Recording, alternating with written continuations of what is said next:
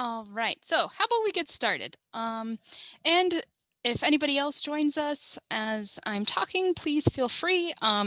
Reach out in the chat. I would like this to be as interactive as possible. I know it's kind of difficult when we have to do everything virtually right now, but please ask questions. I've got the chat up. There's also the reactions feature if anybody's feeling like, throwing up a hand or anything or a thumbs up. I'd love to see that. But I'm really excited to get started. So thank you for joining me today. As I mentioned, my name is Kara Kraviak. I am the site coordinator for Seeds of Literacy's Kinsman location. So that's on the east side of the city. And today we're going to talk all about retention. So let's get started. All right, so today then, this is our agenda. The first thing we're going to talk about is, of course, barriers for retention. So adult education is in a unique situation where the barriers for our students are much different than other learners. And then, of course, there's already a plethora of barriers for adult learners.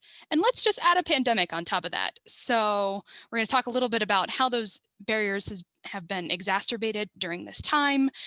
And then we're going to use Seeds of Literacy as the prime example. But I also want to talk about then how it can help for other programs. So we'll talk about how it affects our program, what we've done to maintain that sense of community, and then of course, how we can help other programs as well with what we've done. All right, so the first thing we're going to talk about is barriers. So if everybody wouldn't mind putting some barriers in the chat that they know your students have experienced, please go ahead and take a minute to do that. We're just going to kind of talk about some of the most common ones. I see technology, childcare. Yeah, lots of technology, lots of childcare, internet access, health issues, lack of internet, medical issues. Yes, yes. You guys are wonderful. Mental health. Yes, thank you. Yes, financial, low digital literacy skills, transportation, finances, social. You guys are all champs. So I would like to just talk a little bit about some of those most common barriers. And of course, then the first one that we can see here is transportation. So transportation is often an issue for our students. Students may not have transportation of their own, which means that they'll rely on public transportation. And so it can make getting to class difficult, especially when they live further away from the centers. It can be very difficult to get there and to also make sure that then their attendance is consistent. And then, of course, as several of you mentioned, childcare. Yes, childcare, and especially now, we're going to talk about that. So having appropriate childcare and making sure that their children's needs are met before their own can often become a barrier for adult learners. And then, of course, some of you mentioned too, job and money. So making sure that those financial pieces are set before they're able to focus on themselves. That can be a huge barrier for students. Often job schedules are not conducive for coming to a class and being able to attend consistently. So it's definitely a barrier. And then we have housing. So housing then is something that a lot of, I can say, for our students here at Seeds of Literacy struggle with. So making sure that they just have that safety and protection first is often a barrier. And I'm so glad, thank you so much for everybody who's participating. You brought up so many good things. I just saw one here, fear of the unknown. Yes, absolutely. So many of these barriers prevent our adult learners from feeling comfortable coming into a classroom for the first time in maybe decades. So all of these things may be hindrances. The important thing, though, to note is that even though students experience these barriers, what brings them together, what helps motivate them to come to class again and again, is that sense of community, because then they feel encouraged, they feel supported, and they can feel at ease in a learning environment.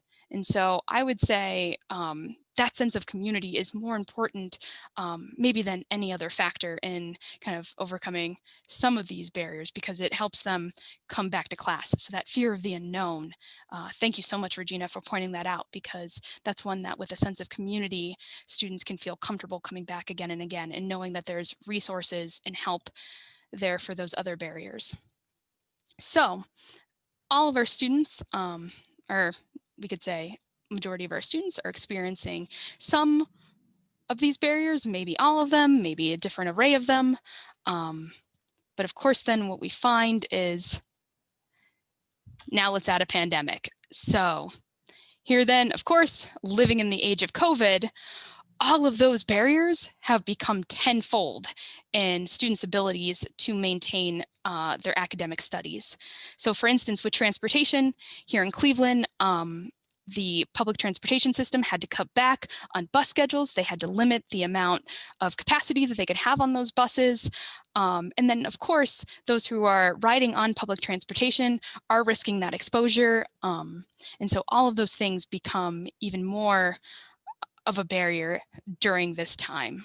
And as we have talked about childcare, I think we can all agree, being in adult education right now, that COVID has shown us how important adult education is. It has really shown that teaching starts in the home, parents and children working together. And so for our students, often they have their own children or maybe their grandchildren here in the classroom, or excuse me, here in the home. And so then also appearing in the virtual classroom as well. So it's really about addressing their needs and their own education. So for our students here at Seeds, often we've had our students' lessons interrupted by children needing access to the computer, or sometimes just popping right in and wanting to say hello. So that changes the whole landscape. And then as far as job and money, we have seen how unemployment rates have skyrocketed. And of course, then we've also had not only unemployment, but on the opposite end of that spectrum, essential workers. So a lot of adult learners may be in those essential fields, and that means then that they have a higher demand on their time now more than ever. And also, again, that risk and that fear of being exposed then to this. And then, of course, we have the housing. So there has been a stop on evictions here in Cleveland. However, that doesn't always mean it's upheld by landlords. And so often students have difficulty already finding legal help in navigating those legal systems. But now adding the worry of a pandemic on top of it, and the fear of maybe not being able to stay in their home added as well. Does anybody have anything else that they have experienced? We're going to talk all about the digital divide, so definitely we'll talk about tech issues. But have any of you experienced other barriers that have just been exacerbated during this time for students? If you'd like, you can add it to the chat. Getting used to using Zoom in the classroom. Yes, yeah, we are definitely going to talk about that. So technology is a huge barrier for our students. Yes. And stress from losing a loved one, anxiety, absolutely. Those mental health issues that someone mentioned earlier, absolutely, they are coming out during this time now more than ever. So it is about kind of grappling and finding a balance. So we're going to talk a little bit about Seeds. As I mentioned, it's going to be kind of our model for this discussion. So Seeds is unique from other programs in that we function a little bit differently than other adult education programs. First and foremost, we are not a traditional classroom setting where there is one teacher up in front of everybody else and everybody's working on the same thing. We actually use a one-to-one tutoring model. And so we have tutoring sessions offered 3 times a day, Monday through Thursday. And that is just to ensure and allow that students are able to work on everything at their own pace. So no one's working on exactly the same lesson because everybody is at a different point in their education, and we want to be able to meet students where they are at. So we've come up with a model that is based on the individual. We focus on individualized education and being as flexible as possible to meet our students' needs, which we'll talk about a little bit more moving forward. But since our model is so dependent on the individual, it has been difficult in the past to maybe create that sense of community. So one thing that we have done is implemented clubs. So we started with a reading club over at our East Side location, and we use that as a way just to bring students together with a common goal that is outside of the traditional tutoring sessions and gives them a way to not only work on their reading skills, but to also get to know each other and feel more connected in a space that is safe and comfortable. So we have had really great success with those clubs. And it's actually gotten to the point where our students have started bringing their own lunches and sharing with others and making it so much of a community based that everyone feels so welcome and supported there. So what I'm just going to kind of show you here is I put together some statistics just to kind of show how those clubs have affected retention in the past. So this graph just sort of shows, if you look in the blue, this were a couple of students' attendance hours 6 months prior to participating in our book club, and then the 6 months since. So this is, of course, all pre-COVID data, but I just wanted to note that being a part of that community and feeling safe and secure in an environment has helped retain our students. And it really helped increase not only their participation in the clubs, but participation in instruction hours. So in the orange then, that's all of the instructional hours since they started that book club. And then here, our other graphic just shows the difference in new student retention based on their participation in the book club. So on the one side where it says book club members, those are graphics, or excuse me, that's statistics from 4 different students who had started with us during 1 month at Seeds of Literacy, and they had become book club members, versus the other 6 students who had started with us during that time in their attendance hours. And as you can see here, that sense of community, that sense of belonging really urged them to participate and to come back to class.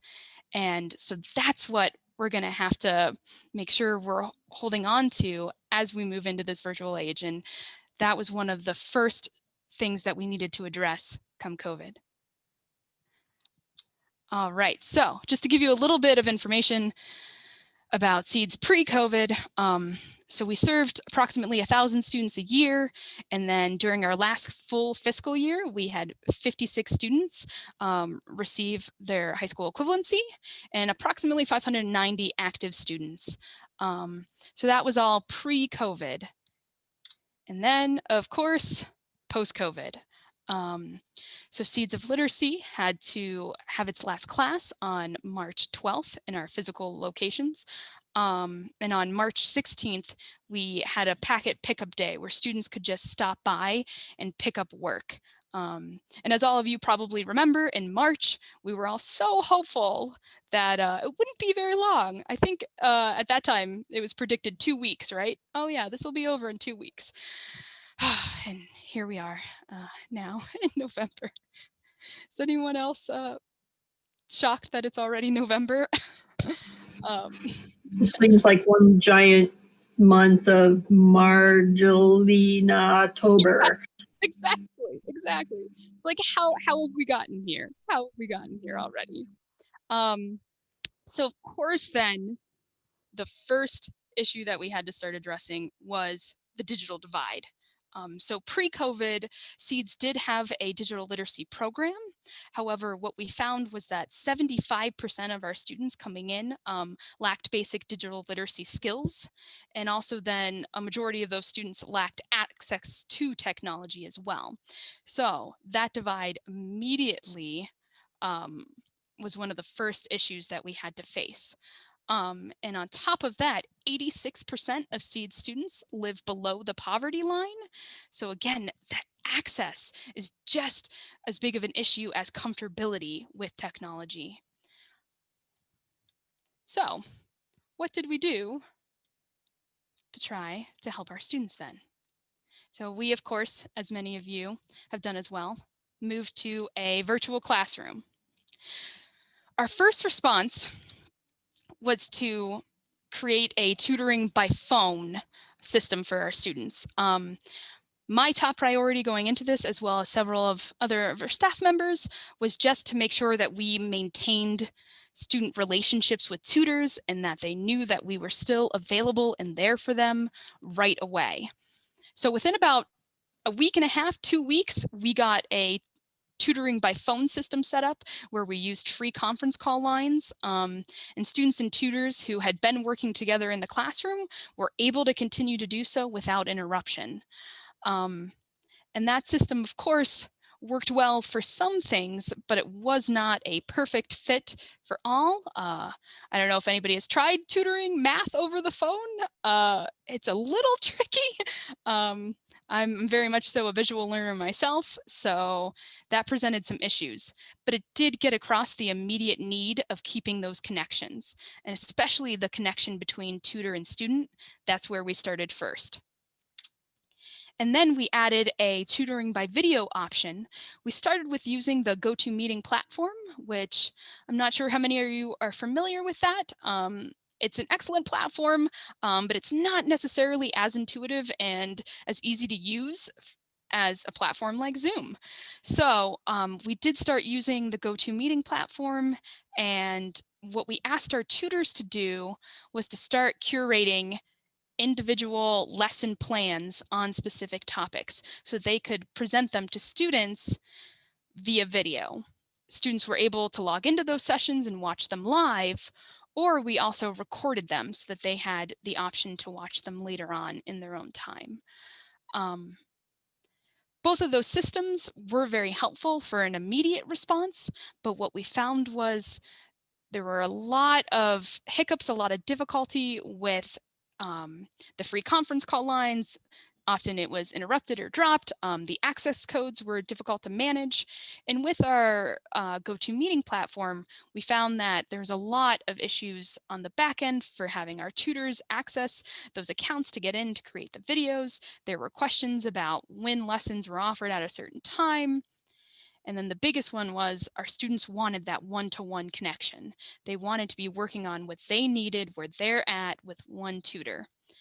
So we actually just recently in September, and for those of you who were on with Chris and Todd earlier, thank you so much. So you might have heard a little bit more about our Zoom classroom, but we transitioned in September to a Zoom classroom where we were able to bring together both tutoring by phone and video. So students are able just to access our Zoom classroom, and then they are paired off with tutors into what's called breakout rooms. So if you guys are familiar with those breakout rooms, then they're able to get that one-to-one attention that they need. And one other piece that we have is the study on your own. So that is where we put additional resources that students could use, for instance, Khan Academy, for those of you who are familiar with that. And also we use the study at home page as a way to feature all of those videos that our tutors had been kind enough to help us create and curate for students. So 3 different options, a way to encourage students to get on to the virtual classroom and keep continuing on with their educational journeys. But even though we create the classroom, doesn't mean they're going to attend, right? So that gets us to maintaining communication. So the way that we needed to encourage our students to be able to join our virtual classroom, to be able to continue being a part of this SEEDS family, was to increase our communication strategy. So we use this 3-prong system. Previous to COVID, we were relying very heavily on phone calls as retention. But during this time, we've increased both our use of emails and text messages. So emails, the first priority was taking care of basic necessities and checking in with students. We increased our student news that typically would go out once a month to go out twice a week for a period of time. And we wanted to make sure that students had access to resources. And so resources that they would need to just maintain during this COVID time. We actually sent out, so far to date, at least 37 COVID-related emails that would just help students understand how to access different services. And what was happening at Seeds during this time as well. We wanted to make sure we were as transparent as possible with our students about what this time looks like for us, especially as we've had to continue to push back that reopen date.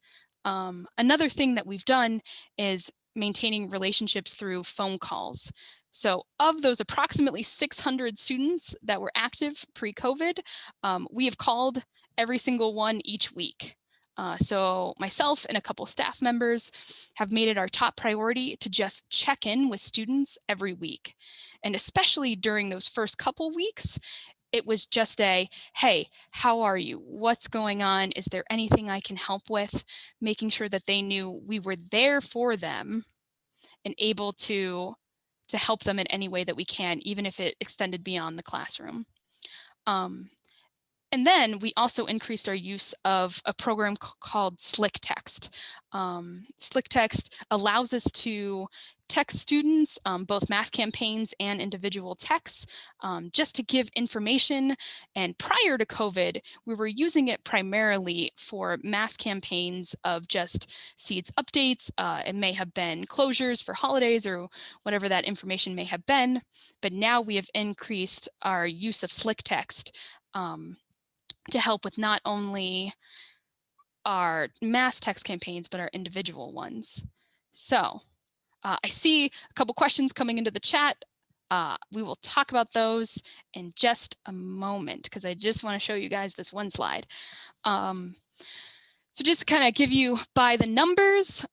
So this is actually as of 2 weeks ago. So since then, we can add approximately another 600 phone calls, probably another 300 or so emails, more texts, and those mass campaigns have actually now reached, I think, about 38. So each week, these are, well, since March, this has been our retention strategy. It is that constant communication that has really helped allow us to maintain our active student base that we had prior to COVID. And then also allows us to bring in more students. So since COVID, we have welcomed over 300 new students to Seeds, not all of them from Ohio. It's been pretty incredible to see. We actually have a student in Florida who found us just through a Google search, which is incredible. And so that constant communication and checking in by multiple methods has been really beneficial and really helpful. I see in here that we have WhatsApp and Remind. So I'm not familiar with Remind. I'll have to look into that. WhatsApp is an excellent program to use. It's great to hear that you guys are using WhatsApp because that, again, is very similar to if a student can't have a phone conversation with you, send a text, see if you can just check in that way. And also we've used the text messaging system as a way to send students links to materials, links to our virtual classroom, and really just as a nice form, because I don't know about everybody else, but my smartphone has become a little bit of a life source. So if I can't get it on my phone, then maybe a no-go. So having those things be able to be sent via text and accessed through their phone is so helpful. Does anybody else have any questions before I move on? Oh, and Lori, thank you. Remind is school-based. We can text individual or groups, also using Google Voice. Excellent. Yes. Google has become very near and dear to my heart during this time. So yeah, does anybody have any questions though before we keep going? Awesome. All right. Thank you so much. Thank you everybody for your participation. I really appreciate that. So of course, then the communication was first and foremost in our minds of just making sure we maintain that.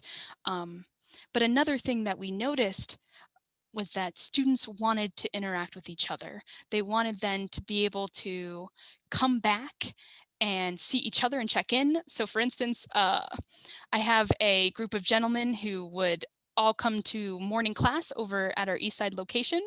And when I reached out to them those first couple of weeks, the one thing all four of them asked me was, could we see each other? Could you set something up so that we could talk and we could catch up?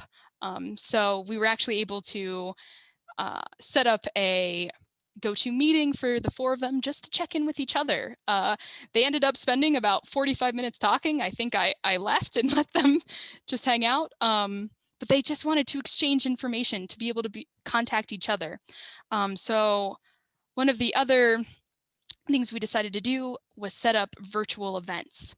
So as I mentioned, our book club was something that we had great success with, and actually we had just spent the year previous reading Michelle Obama's Becoming, and we were only about 50 pages away from finishing when COVID hit, which was just devastating because we had spent an entire year reading that book together, and then COVID. So one of the first things we did was when students picked up work, we gave them copies of the book, but then also we were lucky enough to have Michelle Obama's Netflix documentary come out at the end of May.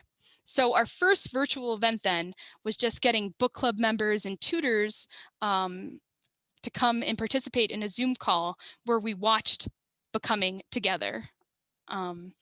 And so we actually had about 13 tutors and students participate in that, which at that point I think was a wonderful turnout, considering that everybody was just getting comfortable with this digital age. And it was a great way to help bring together that book club group. And a lot of the students who participated were book club members, but we also had tutors and students who hadn't been able to participate in the book club join us as well. And then the following month, we were able to,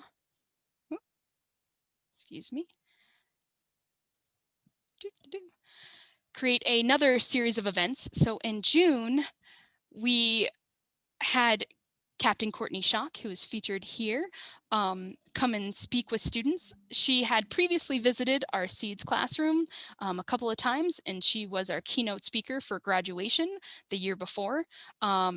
She just shared her experience of getting her GED, becoming a pilot. She's a philanthropist, and then also a marathon runner.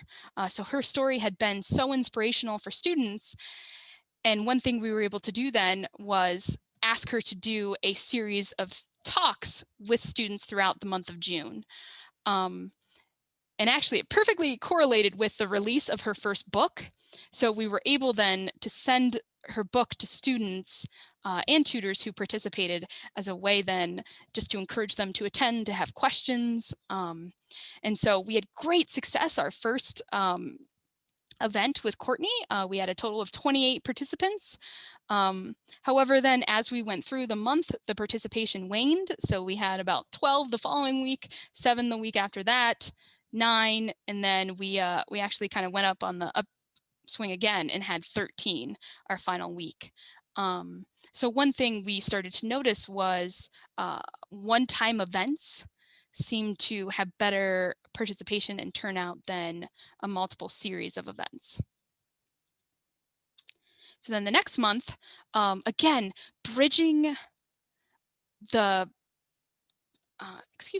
bridging the divide between the physical classroom and the virtual classroom, we had another event where a project that was started in our physical classroom, we were able to bring to fruition in a virtual setting.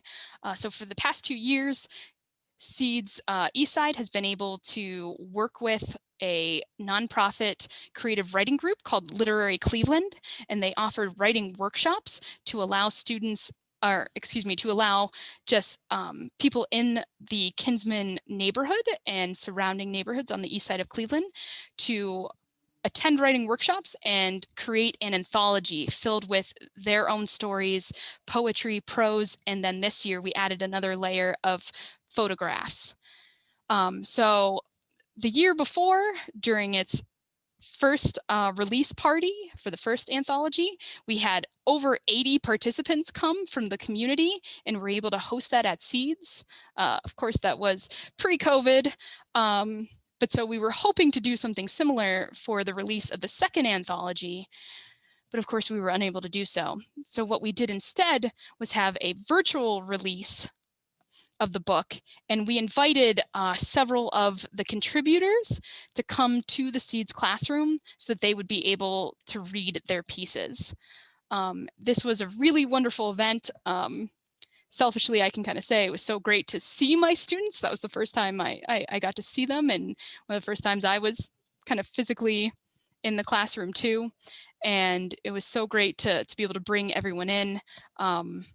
And again, kind of bridging that divide between a physical classroom and then into a virtual one, and maintaining that sense of community and really showcasing our students' talents. These were all students who had worked very closely together during those workshops, and it was great to be able to see them bring it all together on site. And again, with that digital literacy divide and access to technology, it was so important that we were able to help students with that. And actually another campaign that we did was providing desktops and laptops for students. We were able to provide over 40 computers and 40 computers for students and distribute them so that they would be able to access our digital classroom and help kind of just bridge that technology issue. And of course, then it's been kind of an ongoing tech support and engagement with that. And also, one final event that we tried in August was another series, which, as I've kind of pointed out, we've noticed the attendance. First event has been really great, but turnout in subsequent are a little bit lighter. But we did just a student catch-up session. So we gave students the opportunity to come and just interact with each other and also with the site coordinators. So our first session that we did was in August, and we did a series of 3. The first session, we had 12 students come and participate. And I will say, I had one student who I hadn't been able to contact the entire pandemic. I didn't have a working phone number for her. I'd reached out via email and had not heard from her. And yet she got the invite to this event and she showed up in August, and I got to hear her voice and see her face, and I now have a working number for her, which is so wonderful. And so that gave us really an opportunity, again, just to tell our students, we care about you. We are here. We just want to check in. We are all still part of this community and part of this family. And just to kind of mention as well, we did a lot with tutor engagement. Also, we wanted to make sure that our tutors felt engaged with us. And especially initially, we had a lot of tutors who were very excited to participate and ready to take on this new digital challenge. But we also had several tutors who were kind of uncomfortable with that. So one project that we had them do was write over 400 encouragement cards to send to students. So our tutors who did not feel comfortable tutoring virtually were able to help us with that encouragement card campaign. And they just wrote personalized notes to students, telling them how much we miss them, telling them that we're so excited to see them back again. And that was a way then to help make sure that our tutor retention was just as high as our student retention. And we also did a tutor check-in every Thursday, so kind of similar to the student catch-up. We did a tutor check-in each Thursday from beginning of April until September, when we started our Zoom classroom. So once we started that Zoom classroom, it was a little bit easier for us to see everybody because they were all coming in to that one main classroom. But previous to that, we wanted to make sure we had a system set up where tutors could come and just engage with each other, with us, ask questions. I will say more often than not, the questions that I got during those check-ins were, how's so-and-so? Have you heard from him? Have you heard from her? Is she taking a test? I just wonder what's going on. Can you let this person know that I miss them and they should join the Zoom classroom, and here are the days when, or excuse me, the teletutoring and GoToMeeting classroom, because these are the days I'm tutoring. So those tutor check-ins were just as important for retention and engagement with our tutors as all of the communication that was being sent to our students as well. All right, any questions? I wanna take a moment. Thank you guys so much for all of your wonderful supportive comments. Yes, To Kill a Mockingbird. Wow, that's wonderful. Congratulations, Heather. I'm so glad you guys were able to finish that. And thank you, Lori. Yeah, I've also sent numerous other sorts of cards, and as someone mentioned earlier, with some of those barriers, loss of loved ones for our students, or if they are experiencing COVID right now, I have sent tons of get well and sympathy cards just to make sure that, again, it's that sense of we are all in this together. And I can say personally for myself, I think I need that connection as much of as our students do. I don't know if anybody else is missing being in a classroom. I very much so miss being in a classroom with all of my students and tutors. Yeah, so anyway. All right, does anybody have any questions though? I sort of asked that before, but I just want to make sure I'm checking in. Again, I want to be as interactive and as possible. Okay, so we're going to talk about one more thing. So we have done, again, the communication, that consistency, making sure that there's that constant check-in. We've done the virtual events, but another thing we've done as part of that is creating videos. So as I mentioned, we were lucky enough to have tutors create over 155 video lessons during that time when we were using GoToMeeting. So that was over the course April to September. So that is a lot of content right there for our students. And then also we had some volunteers from the Union Home Mortgage create tech support videos for us. So 13 videos that were just about, here's how you log into your email. Here's how you recover a password. Here's where you can create a GED account and what that looks like. So we were very lucky to have those videos created for us. And then we've actually done 27 videos. Probably at this point, it's a little bit more. I think I just did a video with my coworker, Chris, last week. So a little bit more than that, but just intended for student outreach. So those videos were just intended to check in with students, just intended to tell them this is what's going on with seeds. We miss you. So actually, I tested this out earlier and Zoom wasn't working very well with playing video, so I won't play it for you now, but that lovely picture of Melina in the corner is actually a video that we had sent to students, just telling them we miss them. If anybody is interested, you can go to our YouTube page, and we're just under Seeds of Literacy. We have all of those videos available on that page if you want to check it out. This one was particularly fun because we had all of the site coordinators in it, and yeah, it's just about that maintaining that personal touch and that connection, and letting them see us as people who, you know, just miss them and want to be together. One quote that just always touches me is, "Thank you for checking in on me. It's nice to know I'll hear from you, and it's giving me a little push." So our students, as we have gone through this whole process, and it's turned from months into, or excuse me, from weeks into months into God knows how long, our students have really become comfortable and familiar with all of this outreach. They know to expect a call from me almost every week, if not, you know, a couple times a week. It's even better when I get a call from them saying, "Hey, just wanted to check in, wanted to let you know what's going on." So it is a great way to just make sure everyone is in communication.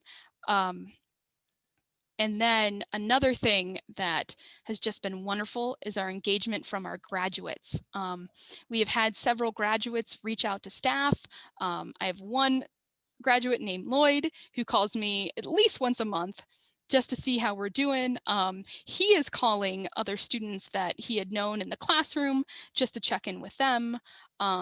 So even just beyond what staff is doing for retention purposes, we now have students who are checking in with each other and who want to help encourage one another, just that we are still here in this together, all moving forward. Yeah. All right. So one last slide.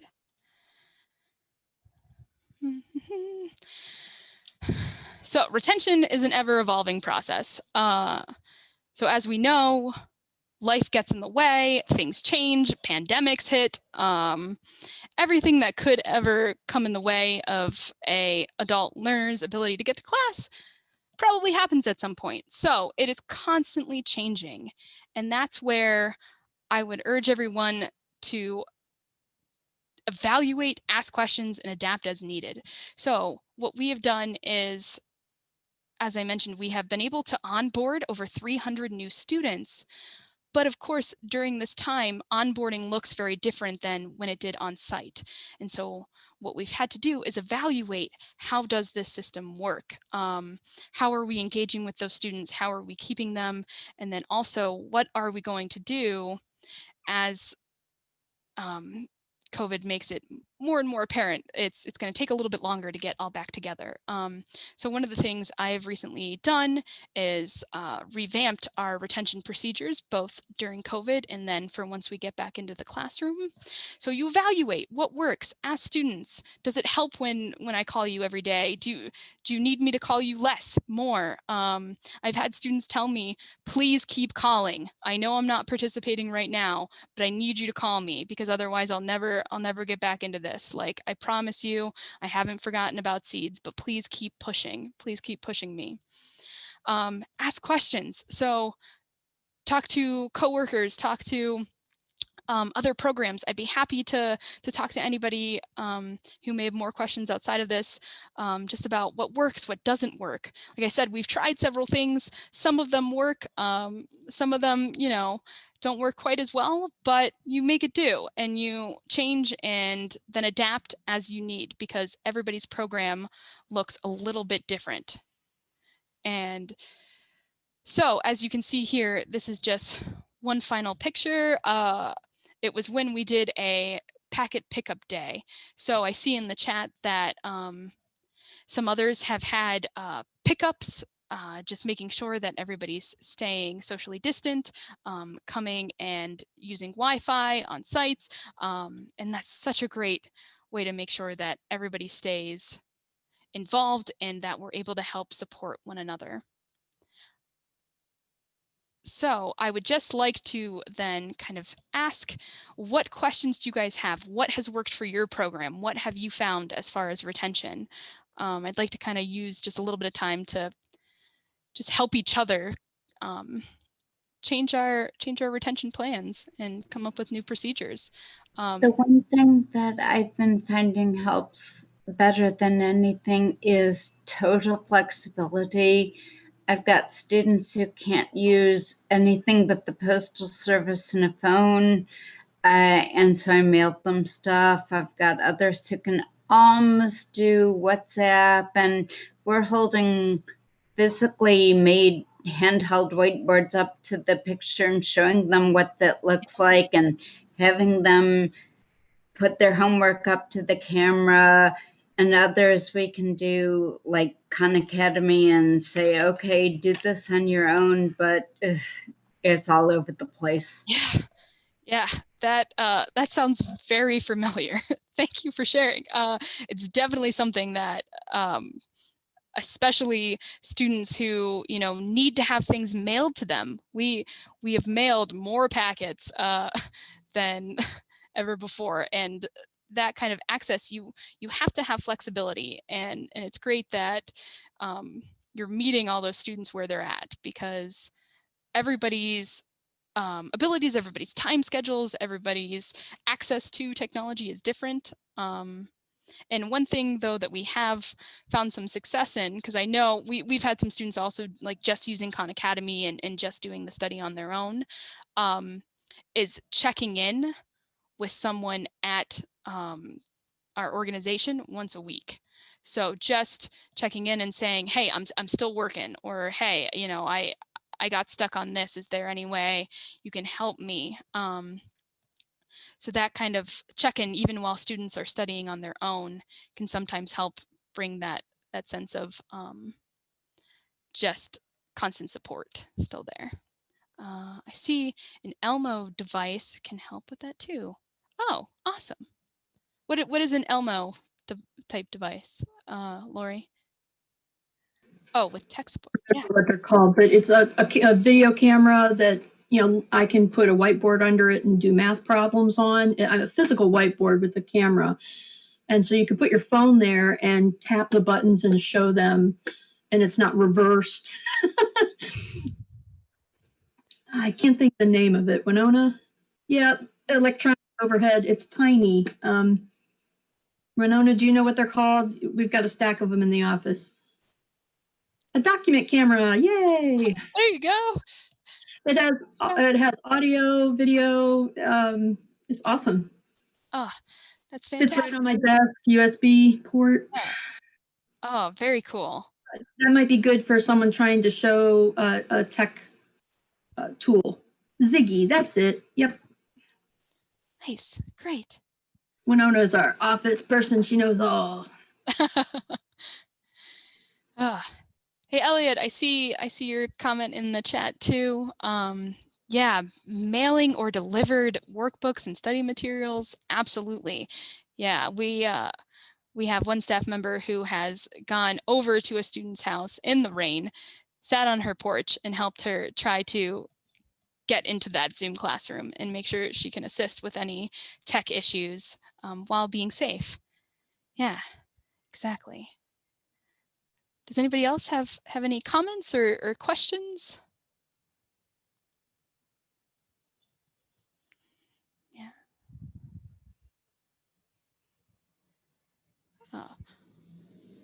Well, we're shy a little. We got a couple more minutes here, so if anybody would like to reach out to me, like I said, I have my contact information here on the screen. I'd love to talk more with anybody who is trying to figure out a retention process or who has ideas that I didn't cover. I'd love to be able to expand our program. Yeah, Lori, thank you. It's kind of lonely. It gets a little hard. It feels better when we know what other adult education programs are doing. It really helps just bring everything together.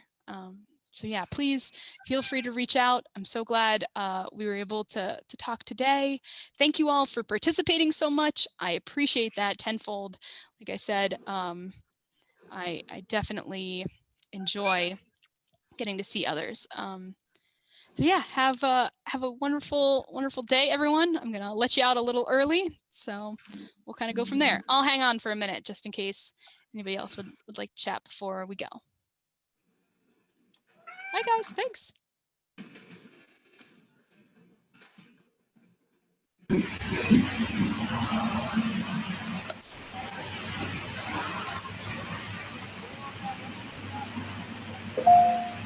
Thank you, Lori. Yes, please do the exit ticket. I totally forgot to mention that.